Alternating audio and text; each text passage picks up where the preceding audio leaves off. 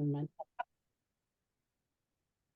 Hello, everyone, and welcome to our Q&A session with Wendi Bergen this month. And I'm so excited that we're having an opportunity to talk about this topic. This is one I've been wanting to bring to the group, and meeting Wendi, who is a wonderful friend. She's such a sweet and beautiful person, beautiful, lovely soul. And she went to Italy, and she's been studying herbs. She's the founder of Joyfully Prepared, and she's brought back all this knowledge. So I thought this was a great time to bring this topic to the group. But I just wanted to let you know that she's just home from attending an herbal skills retreat in the magical hills of Tuscany, Italy. And she's always had a deep-rooted passion for herbs and natural remedies. And she does that with her business that she has. And she's dedicated to sharing her knowledge of plant medicine and skills with others. And so through her education and her exploration, she seeks to illuminate the incredible healing properties of plants and empower individuals to take charge of their well-being. And especially for the highly attuned to the world's energies, she sees herbs as a means to deepen their connection with nature.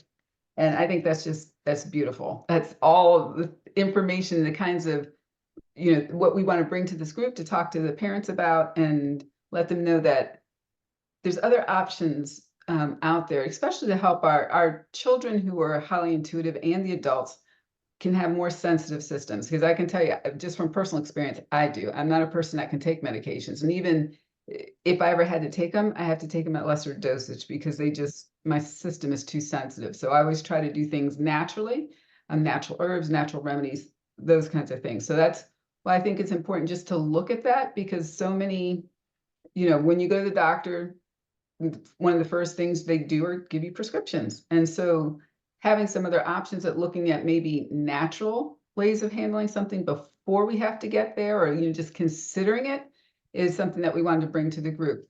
I will say, just disclaimer up front, that we're talking about herbs and plant medicine and that kind of, and foods and natural organic foods, but this is not ever to replace medical. You have to work, even for children, you have to work with their pediatricians. For adults, you want to work with your doctors to talk about any types of herbs, because there can be interactions between medications and using these type of herbal supplements.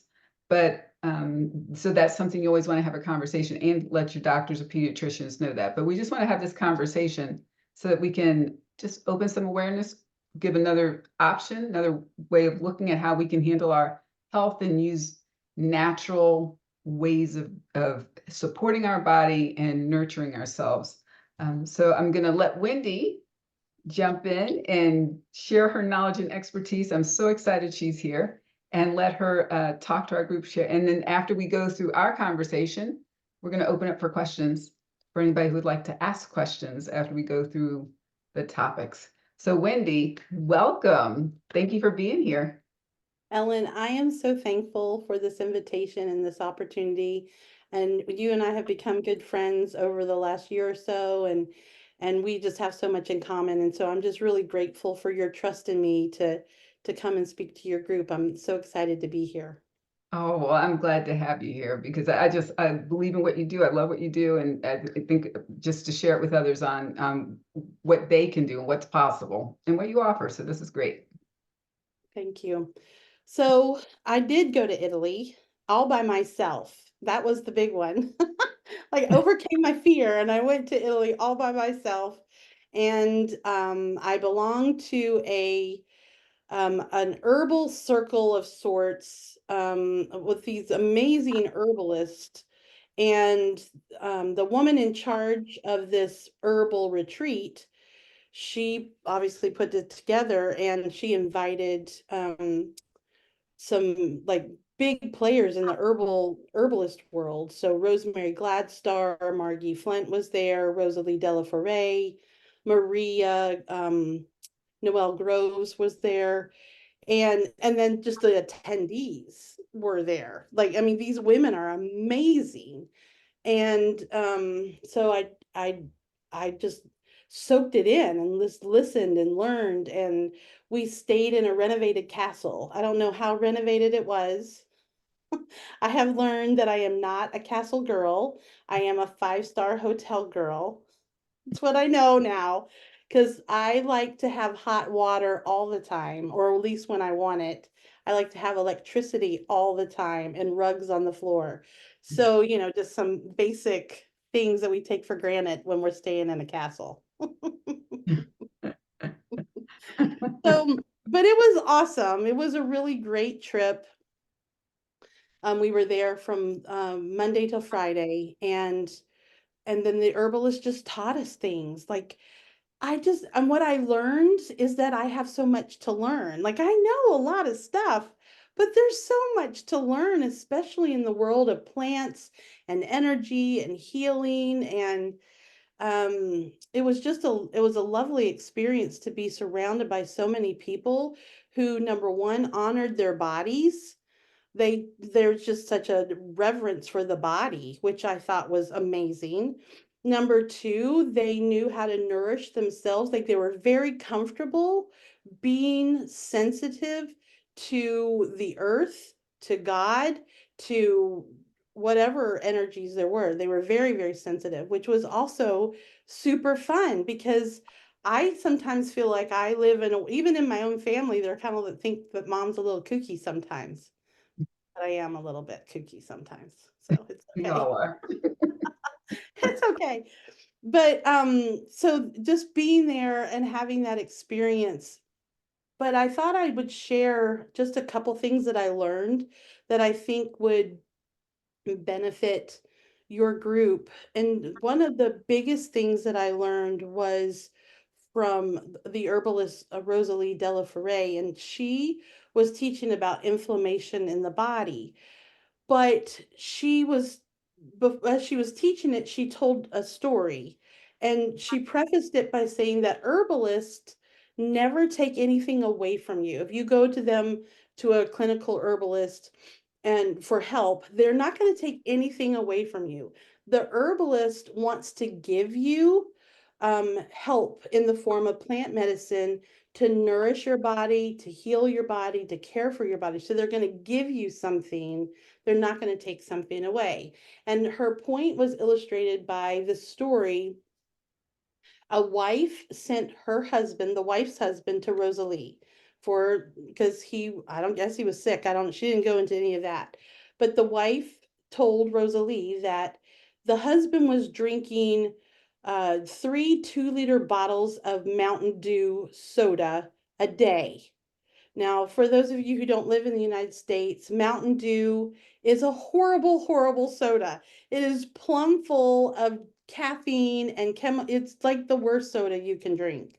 And he was drinking 3 2-liter bottles of Mountain Dew a day. And this wife wanted Rosalie to tell the husband um, to not drink it, right? So Rosalie did her consultation with the man, and she, whatever, I don't know what that was. That wasn't part of the story, but she sent him home with a tea blend, an herbal blend, and told him to brew it and drink it, that type of thing. Well, he got home and the wife found out that Rosalie didn't tell him to stop drinking the Mountain Dew.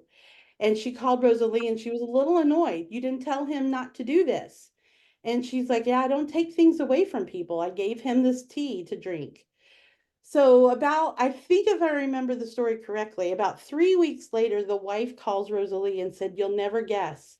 He has stopped drinking the Mountain Dew after he's been taking this tea for this long because he just gave it up because his body was being nourished. He didn't need whatever the Mountain Dew was doing for him because of the herbs, the medicine, the energy that she helped to heal.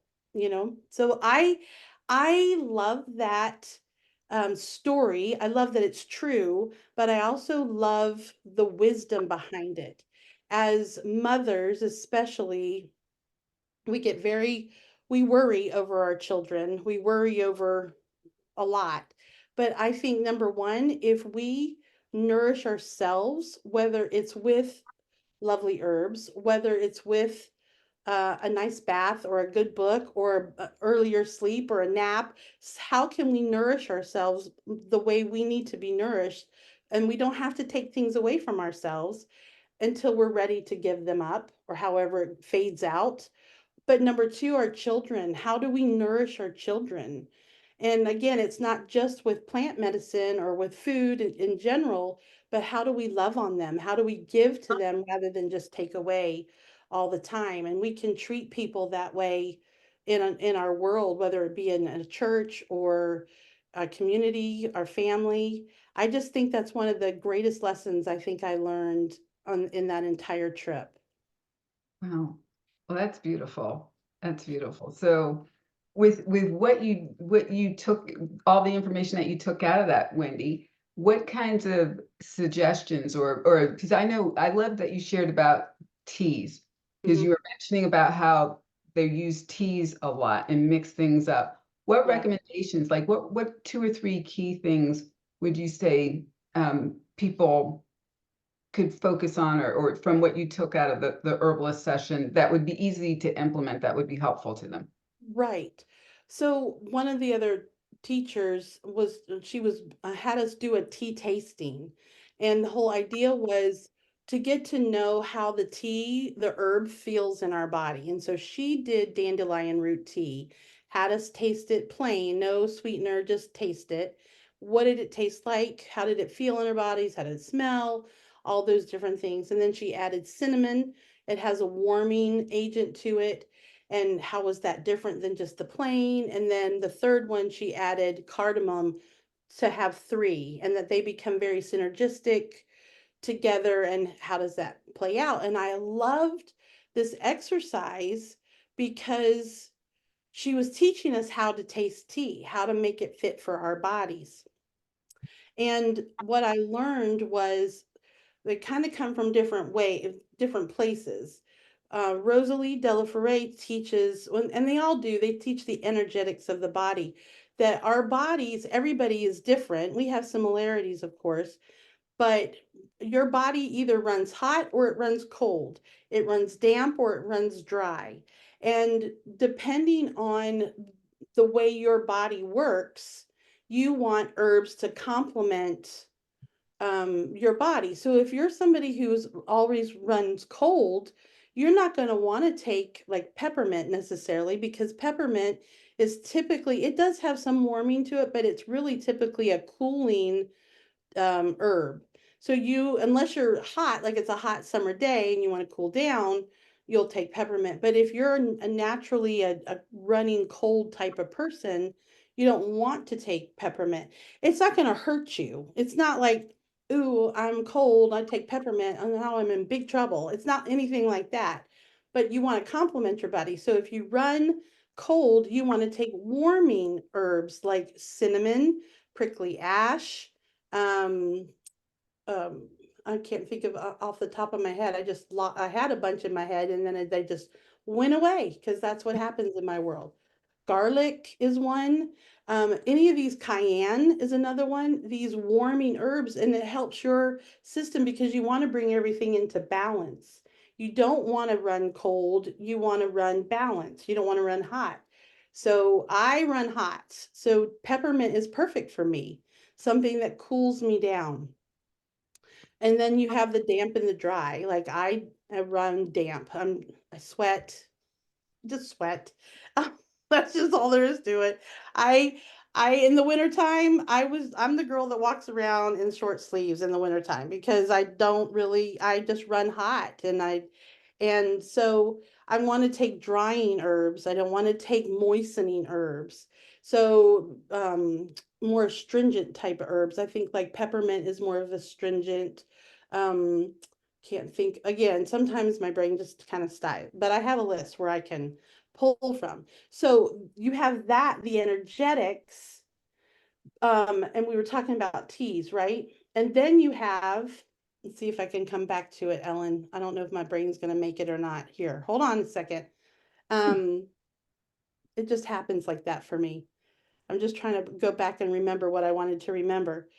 I think let me just say this. It's important that you know what your body does, because there's lots of herbs that will do similar things, but drinking a peppermint tea will probably, if you run hot, will be better for your body, your system, your energetics than another warming type of tea. Does that make sense? Yeah, No, that's good, Wendy. And so one thing Wendy has promised to do is like she's going to together a list for Mhm. our group that Yeah, we'll be able to get out to people so that you'll right, have some of those specifics. But right. Wendy, if I can ask, a question came in on the chat that I just want to ask you while you're talking about this is what would be a simple, nourishing tea that could be given to children when we sense they're kind of depleted? Right. So that's we're going to talk about the nervous system in that regard. And I'm going to read a few things from a book about the nervous system just so I get all the words correct. Because I don't want to like because it's this because we want to be specific. And so again, make sure when your child you know what your child is, right? Hot, cold, damp, that type of a thing. And again, with the pediatrician thing.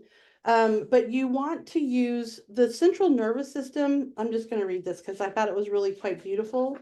The central nervous system is the primary interface between the physical body and the greater consciousness of the universe.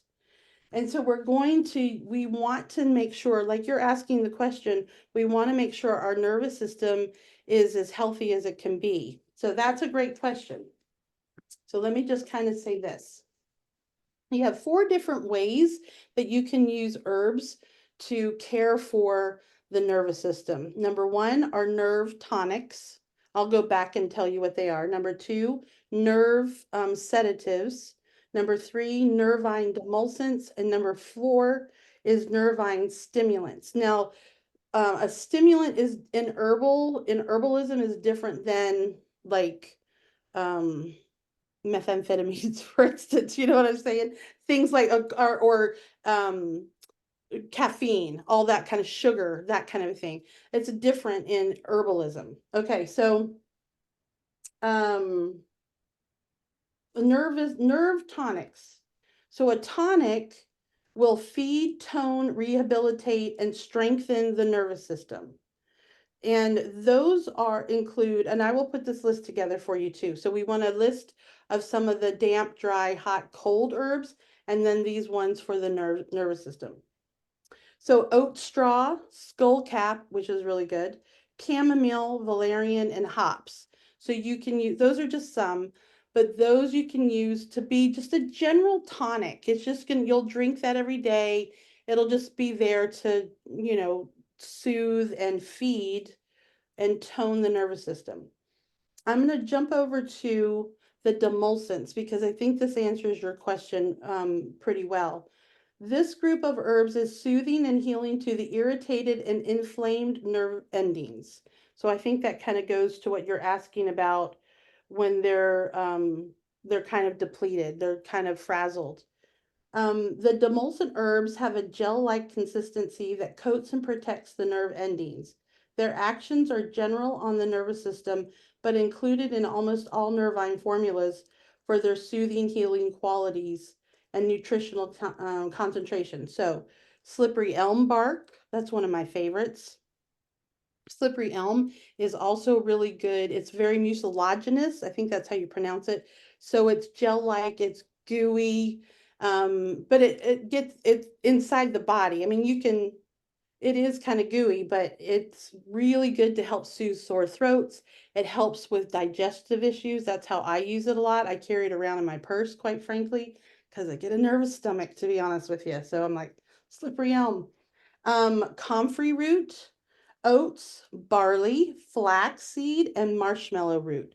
So those are all going to be very soothing to the nerves, very, very soothing. And so those are, you can do those singly, but then you could add it to chamomile. The other ones that are super good, so you have sedatives, nerve sedatives. And again, this isn't like taking like a pill to knock you out. That's not what herbs do.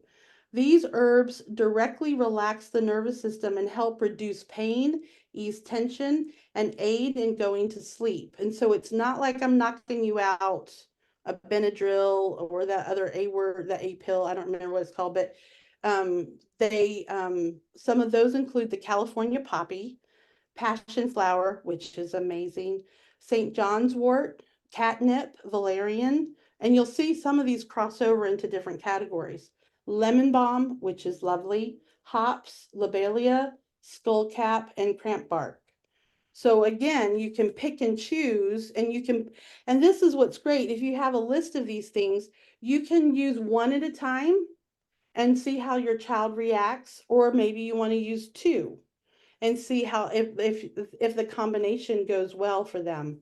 And then just finally the nervine stimulants. I know this is like opposite of what you're asking about, but I just wanted to round it out. So this is interesting because a stimulant is not this in herbalism is not the same, like I said, as caffeine and stuff. So this activates the nerve endings by increasing circulation, providing nutrients, and increasing vitality and zest. They do not provoke the system or agitate it as do most stimulating drugs, but rather awaken and revitalize it. So that's what you're doing for your nervous system.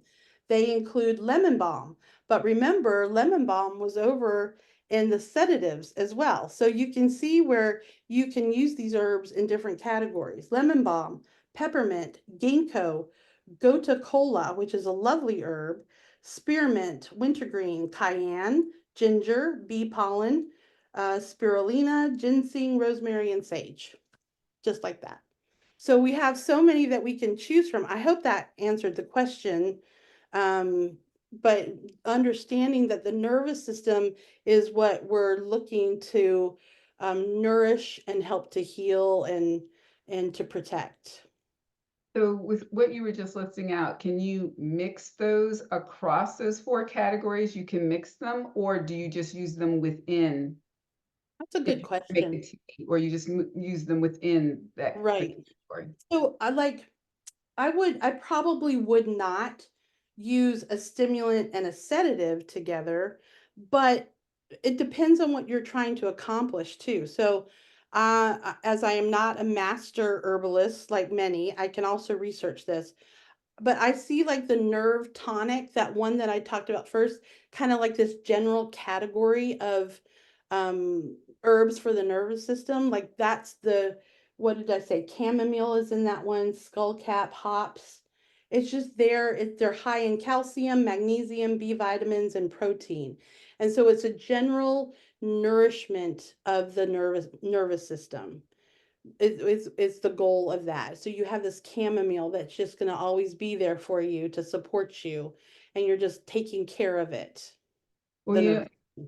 I was just going to add, Wendy, because that is chamomile is a great, like you said, that one is good for easing Hmm. tension, anxiety. It's a good herb for, and it's a nice subtle one that you can actually that is Yeah. good for children and even Yes. adults. I know it's like Oh drink yeah. chamomile before you go to, if you want to promote rest and all. So that's a nice one. That Right. and lavender. So like Yeah.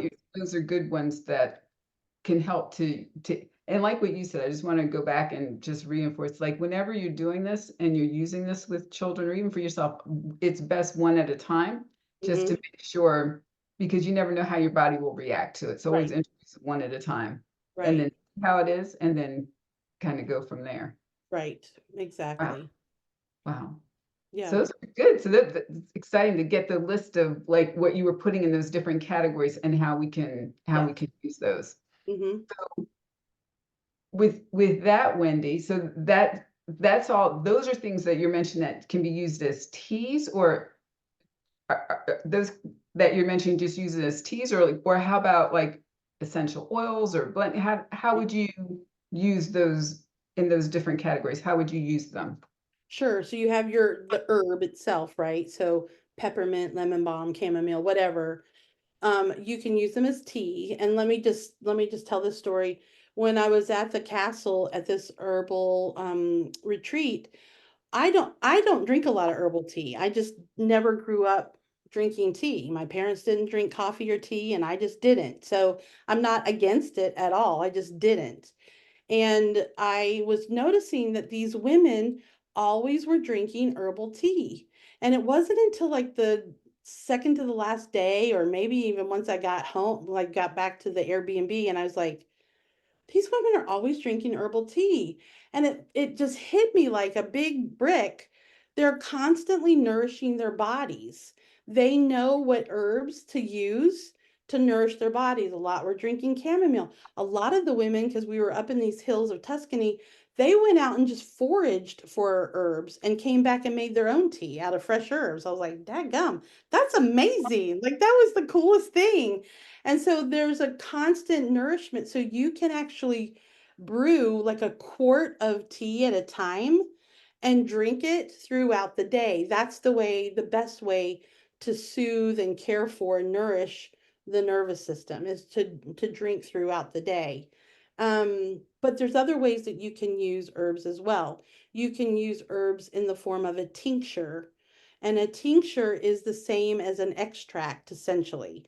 So if you use vanilla extract, you're using a vanilla tincture, and the way it's made is that you put the herb typically in alcohol, but you can also put it in vegetable glycerin and vinegar are the two.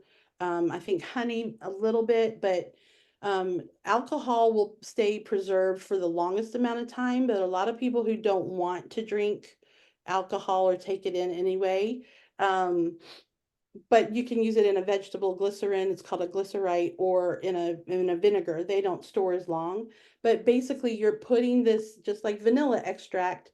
You're pulling all the properties, the medicinal properties of the herb out, and it goes into the alcohol. You strain it out after usually about 6 weeks, and then you have this tincture, and you can use the tincture. You can put it in, like if it's made in alcohol, you can actually put it in hot water. The alcohol will, dissipate because of the heat of the water, and you're left with the herb. You can put it directly in your mouth. A lot of times I just squeeze it into some water and drink it down. But it's a concentrate kind of where the tea is a very gentle, um, uh, form of the herb. This is more concentrated, so you need less.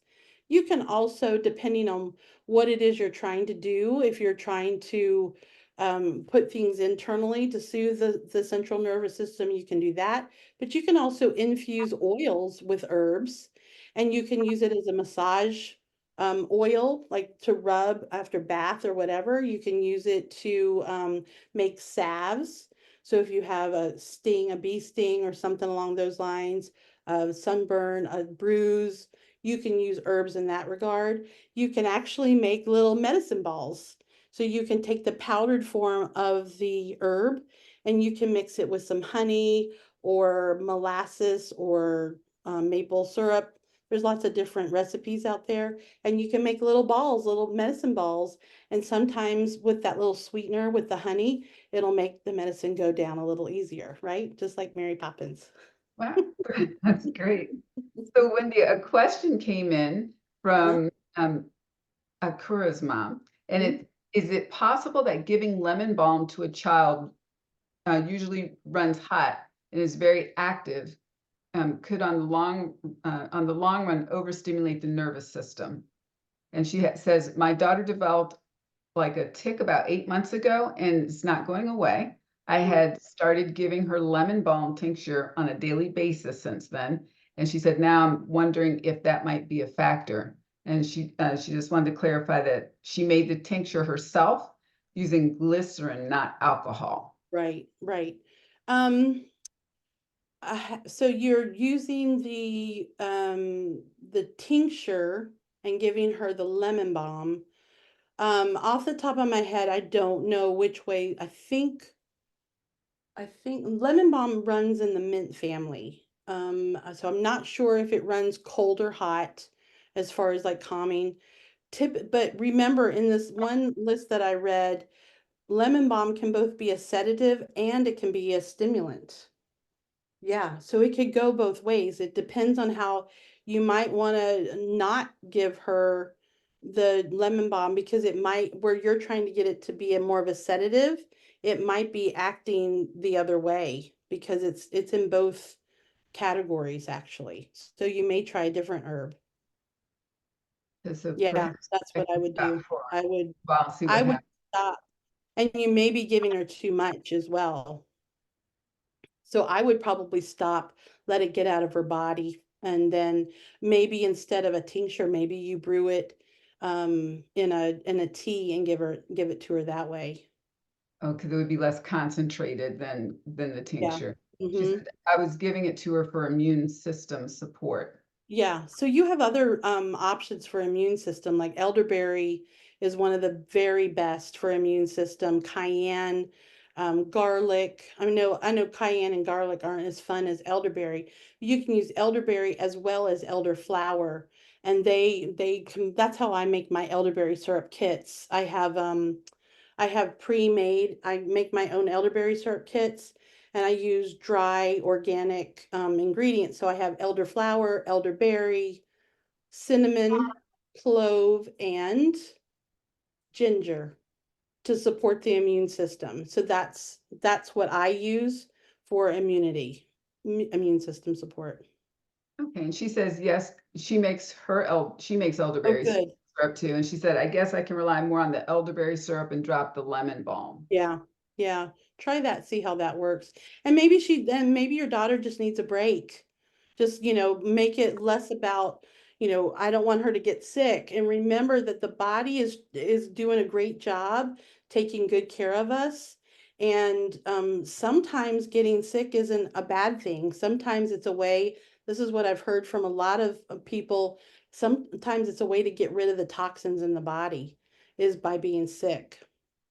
Yeah, It's no fun. I'm not saying it's fun, but it's that. So, I'll do it. LOL. Thank you. So so Wendy, I love that because I know just to back when the winter weather came in, just to talk a little more, you make your own elderberry syrup. You were offering different remedies for even cold and flu season. yeah. You want to expand a little bit more on that. So you say you do your own elderberry and Right. So I have a little, I don't know, guide. It's called a guide,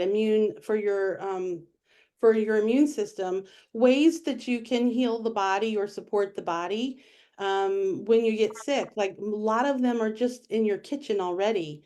So one of the recipes that's in there is about you take a lemon, slice it up, and you mix it with ginger and or garlic and honey and just and let it sit in your fridge and kind of just smush and get all yummy together, and then it turns the lemon juice turns the honey into this real thin syrup, and then you just take a spoonful and that just makes you feel better. You can do it for preventive, but you can also do it when you're not feeling well as well. that's and these are good things that just like what Akura's mom is putting in here says, yes, it's just horrible when viruses run by everyone in the Yeah, school. yeah, Yeah, and then mama gets it too. yeah. And just with what you were saying earlier, that's one of the things that always given Ethan elderberry, like you said, the elderberry syrup Hmm. or gummies, just making sure he's got those in his system, extra vitamin C, just those Right, kinds of things. right. So that's just preventive, like you said, just Hmm. preventively. Yeah. So that's good. So what other cold flu time? What other you talked about tinctures? What poultices? Poultices. Poultices. Yeah.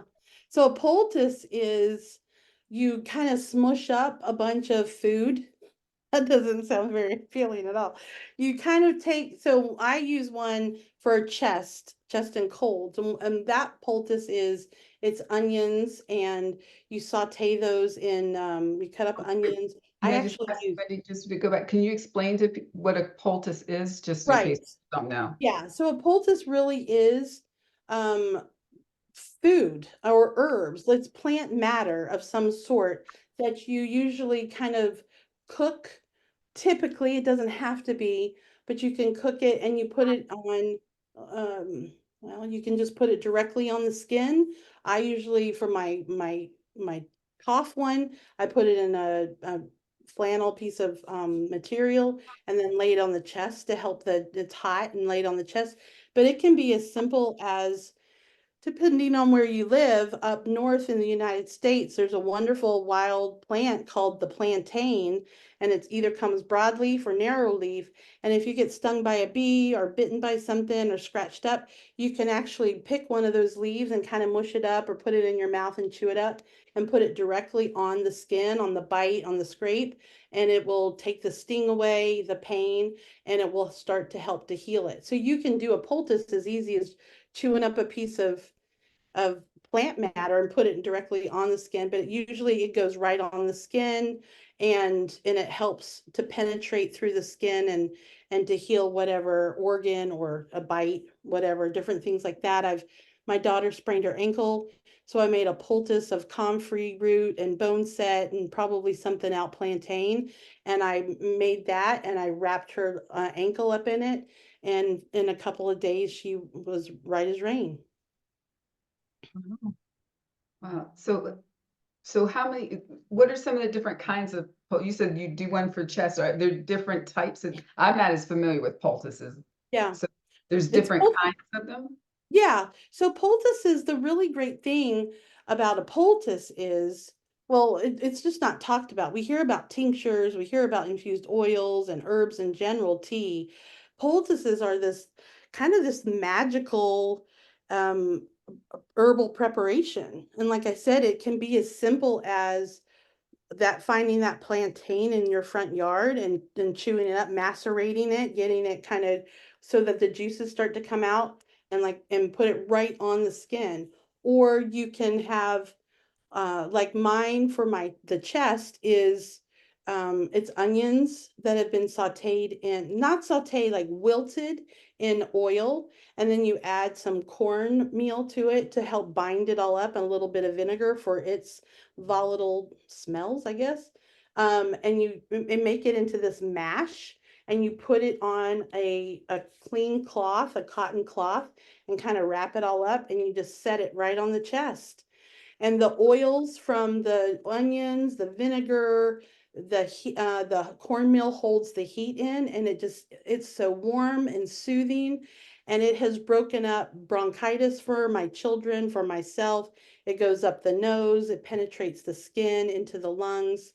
So there's lots of different ways that you can use a poultice. It doesn't just have to be, for a sickness. It could be for, like I said, a sprained ankle or something along those lines as well. Wow. Yeah. Mm. Yeah, it's fascinating. Herb medicine is fascinating. It's so It, fun. it really is fascinating. Yeah. Well, I'm going to ask one other question now. Well, and then we'll open up if there's any other questions, like Cindy, if you have any questions, or John, even if you have any questions. Um, I was going to ask, oh, shoot. I'm just like, now that my question just went right Oh out no, of my head Ellen, I'm too. sorry.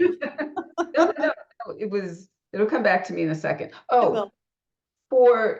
so are there, for these herbs and with what you're talking about and how we're using them, are there any like organic foods or diet? How does that play into helping with the herbs and the effectiveness of the herbs? Right. Obviously you want your food to be as clean as possible. I mean, that's for this group, that's probably a no-brainer. But just think, one of the things that you can do to help your entire system is eat as much as you can. I eat meat because I like meat. So however that works for you, I don't, it's fine. But one of the things I learned too is how many phytonutrients can you get into your meal? And phytonutrient means plants, right? Photonutrient, phyto. I think that's right. I think I got it right. But the idea is, can you grow sprouts? Are you using herbs to season with? How can you mix a salad in there as often as possible? How much plant can you get into your meals? And obviously let them be. And so it can be garlic, it can be a carrot, it can be ginger, it can be these wonderful, potent foods that are so lovely and so good for our bodies. Can we put more of that in our foods, play around with it versus using a bag of hamburger helper. Can you make your own? Yeah, you can. That's one of the things I teach is, can you make everything yourself, or do you need to buy the box or the packet? I don't think you need to buy the box or the packet personally. You can put together your own mixes, you can put together your own herb blends and create this wonderful meal for yourself or snack, whatever it may be. And I think, like I said at the very beginning, the more we do that, the more we will nourish the body and the less we'll need the processed foods that call to us from the aisles of the grocery store. Well, what would you recommend? That's a good, and that would be that's the ideal to strive for. And I Yeah. know, people have short on time. You have kids, there's Oh, activities absolutely. and different things going on. So what would you recommend, or what processes to make it easier to do that versus having to reach for that quick meal, or stop for that, Yeah. Chick-fil-A, or what are some suggestions you have? Well, you know, I've done a lot of things. By the way, I have 7 children. And so like I've been the mom with a million children running around at the bottom of my feet, under my feet, I don't know, whatever. I do a lot of canning. I did a lot of canning when I had children. So I had a garden, or I would go to a local farmer, even the local market, whatever it is, and I would get my own produce and I would can my own food. I would can tomato sauce like you wouldn't believe. I would can meat, hamburger, chicken. I canned all these things. So my big thing is to find the best quality food you can for as well, depending on what your budget is. For my budget, I needed the lowest price possible. Um, and then I would can it. And that's really the key to meal prep in a lot of ways. Try to grow as much as you can.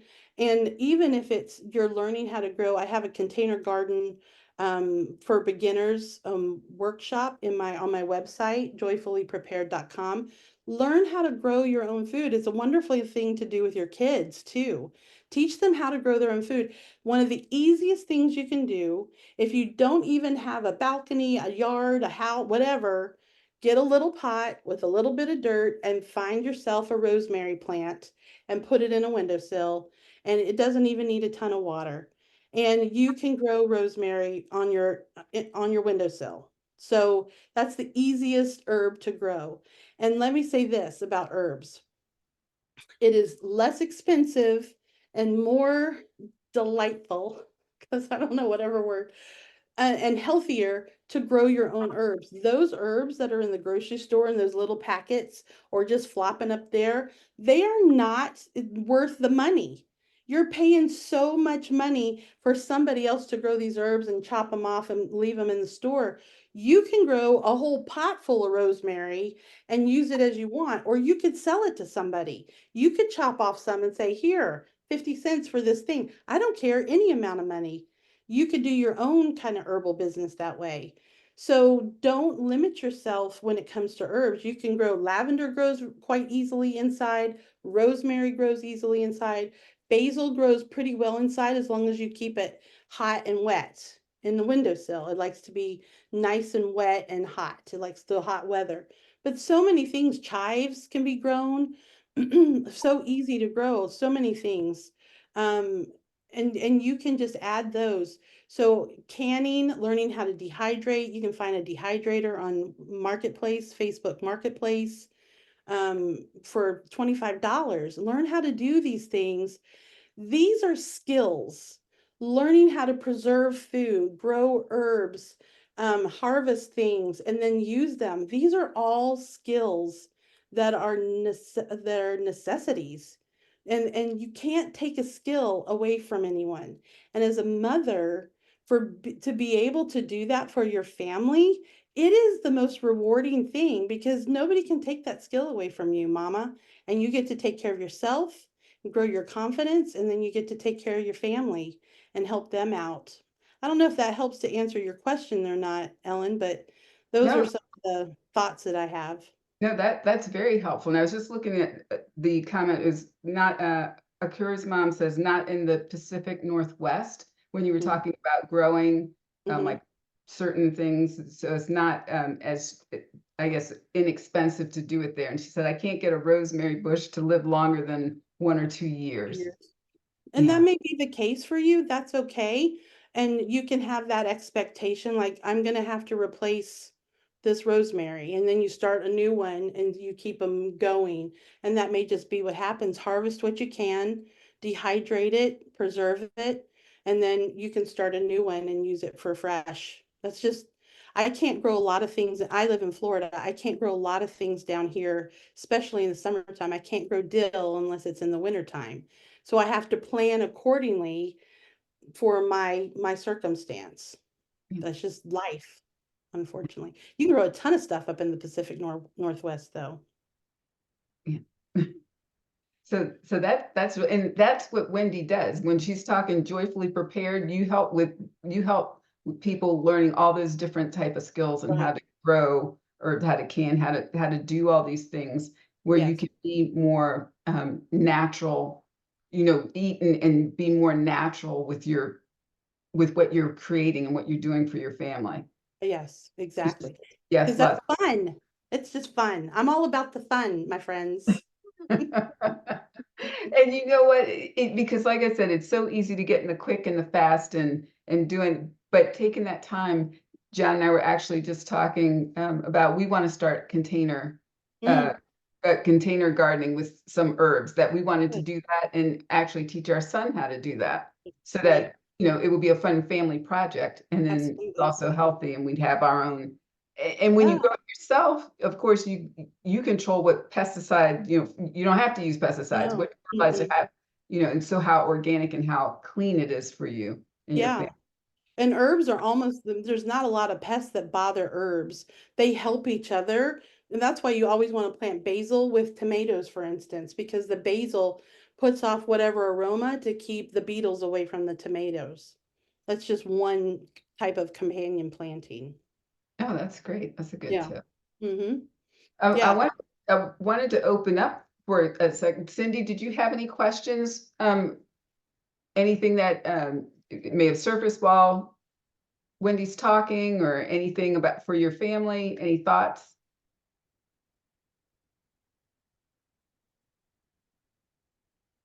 Okay. Well, if she does, you can just drop in the chat. John, you have any questions for Wendy? Any thoughts? Hmm. Sure, Wendy, how you doing? I'm Wendy, good. I was wondering for the average person who doesn't grow their own garden and all, where would an average person start to pick up some of these herbs? Is this something that, or for like teas, for instance, right? I know you're not talking about the store-bought teas like on the shelves. Right, right. I'm talking about, yeah, like loose leaf. And it's even better to buy the loose leaf herb, the tea, whatever you want to call it. We'll call it the herb. You don't really want to use the tea that comes in the tea bag because the tea bags actually have BPA's in them. They have other toxins in them. So you think this pretty little white tea bag is, being a carrier for your tea, and it's actually adding toxins to your tea. So that stinks. And the tea that's in these box ones probably isn't the highest quality herb either. So one of the places I recommend is mountainroseherbs.com. They're up in the Pacific Northwest. I think they're in Washington actually. I also have found really good luck on Etsy.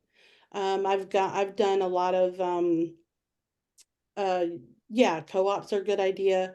But I search Etsy and see what people have and what kind of ratings they get. And I've been pretty happy with the purchases on Etsy. Also, what else was I going to tell you?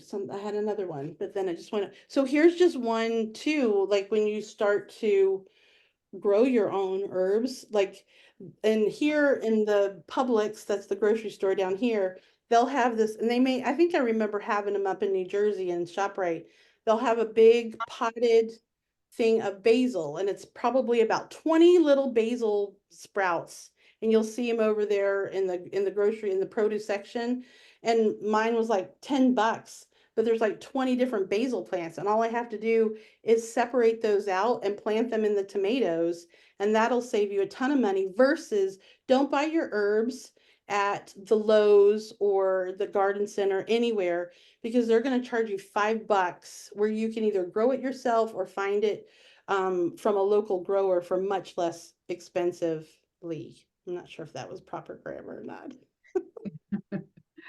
And I see in the comments too that there's Amazon as well and Thrive Market online. Some other options for getting. Yeah, I don't go with Amazon as much because I don't know. That's just I preferred going to Etsy, only because sometimes Amazon can, but I don't know. I haven't bought anything on Amazon. So I trust Sonico. I don't know if that's how you pronounce your name, but Akira's mom, I trust you. You probably know better than me. But there's lots of local things too. You can go on, we have a farmer's market, and there's a little herb shop that sets up at the farmer's market. So you can do things like that. In Italy, they actually have herb shops in every neighborhood, and you can just go in there and get whatever. And so you might do some Google search and see if you have anything like that in your area as well. That could be very helpful.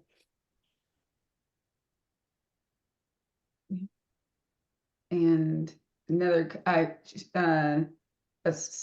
cruise mom says she found mountain rose herbs on Amazon. They ship the next day. Oh, that's good to know. That's good to know. It's good Wonderful.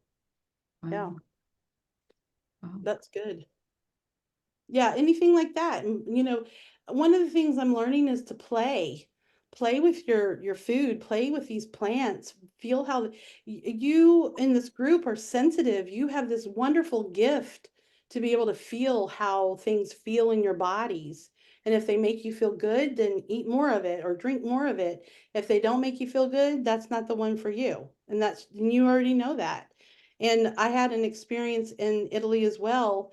There's an herbalist by the name of Margie Flint. She's a clinical herbalist, and she teaches how to read the body, how to read faces, the lines. They're not just wrinkles, they're lines in the faces, your ears, your hands, your tongue. And the lines and these signs can show you what might not be going good inside your body. And so she kind of does this consultation, and she was teaching us how to do it. It was, limited. I'm not qualified, but I know some things, right? And then at the end, she gave us herbs, like not but she put them on our pulse. And she put one on mine, and I was sitting there, I'm like, oh, I said, it feels weird. I said, it doesn't feel bad, but I don't really like it. And she said, okay, wipe it off. So they wiped it off. And then she put another herb on the other wrist, and she just put a tincture of the herb on my other wrist. And within seconds, I just started to cry, like just cry. And not in a bad way. Like it didn't feel bad. It was just like it released whatever kind of emotion inside of me. And I was crying. They're like, let it out, let it out. I'm like, I wasn't planning on crying in front of a bunch of strangers. But it was burdock root for me. She goes, that's your herb. And so now I'm brewing the burdock root tea, and I actually keep it in the fridge, and I'll just go drink some. And it's helping. If you research burdock root, it's really good for a lot of systems, and it's perfect for my body. And so we can learn how to feel and be sensitive to these herbs to help us. We can research and go, I think maybe lemon balm will work for me. Maybe it will, and maybe it won't. Maybe you'll need chamomile. Maybe that's the better choice for your body, and your body and your spirit will tell you what's good for you. Wow. Well, this has been such a good conversation, Wendi, because I mean, just the time goes by so fast. So this was just to start a conversation, just to kind of get people's awareness and thinking about how this could be beneficial and how we can bring it, into our families and consider it. Right. So, this great starting conversation, but I'm going to let you talk about now, since it's almost at our time, Right. just more about how people can get in touch with you. So you're going to put together some list of information that Yes. will be available to people, but tell people a little bit more about, your your services, what you offer, and how people can get in touch with you if they want to find out more information about how they can, grow herbs and, can Right. things, just what you do with Joyfully Prepared. Thank you. So my website is joyfullyprepared.com, and I actually have a podcast called Joyfully Prepared. So you can go to Apple, iTunes, Spotify, all the different podcast places and find my podcast. And I talk about different things. I talk about being self-reliant. I talk about overcoming adversity. I have guests on. I just had a guest on the other day, and well, Ellen was one of my guests for one. So you'll have to listen to that podcast episode.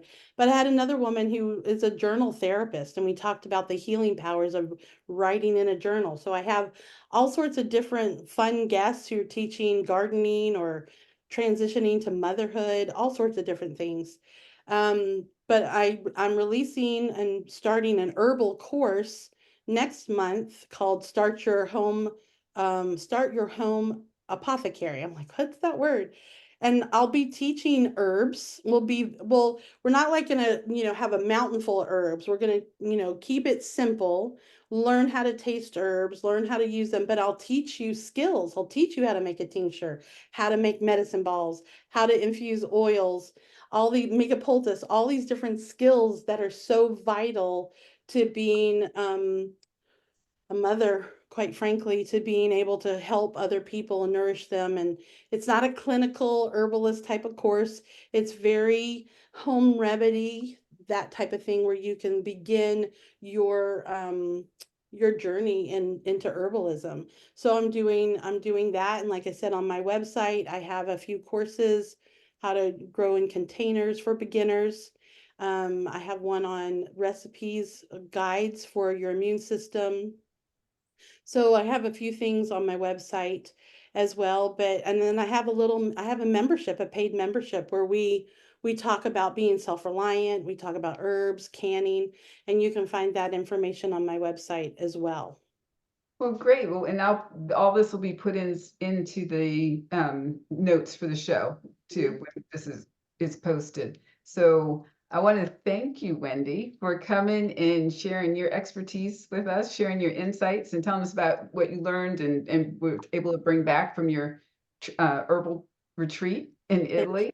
So this is helpful. It's like I said, this is just something to open people's minds, open the door to this conversation, and get folks thinking about how we can start embracing the power of nature and using that to help our children, because things like chamomile and lavender, calming for, anxiety, depression, they're calming the central nervous system, like you said, all of those ways that we can look at before having to jump to a prescription, which sometimes you have to go there. But if there's ways that we can work with it and use our mother's intuition, like what you're talking about, to try things naturally first, do that, that's always going to be better for the much more sensitive system. So thank you for this. We appreciate you coming and sharing with us. I'm so thankful. Thank you all for Ellen's just wonderful, and I'm so grateful for her and her good husband who supports her.